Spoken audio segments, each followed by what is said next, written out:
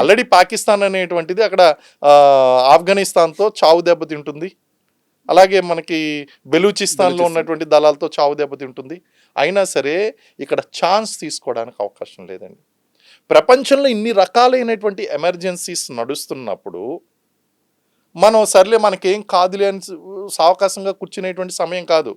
ఒకవేళ దీన్ని అవకాశంగా తీసుకుని, ఎందుకంటే there was a secret meeting which has happened between Asim Munir and Trump. ఎవరికి ఏ ఆర్మీ చీఫ్కి ఇవ్వనటువంటి ప్రాధాన్యత ఇచ్చి అక్కడ మీటింగ్ జరిగింది.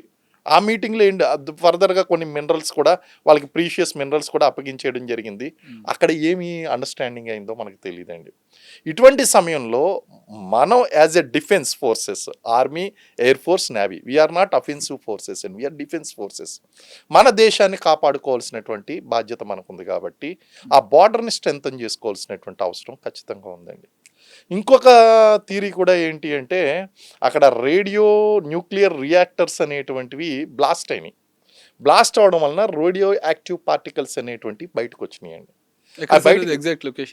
ఇరాన్లో వచ్చినటువంటి అది బ్లాస్ట్ అయిన తర్వాత, అది వచ్చిన తర్వాత అది అక్కడితో ఆగదు కదండి. అది ఒక దేశానికి సంబంధించి అది గాల్లో ప్రయాణిస్తూ 1000 కిలోమీటర్లు ప్రయాణించుకుంటూ వచ్చింది.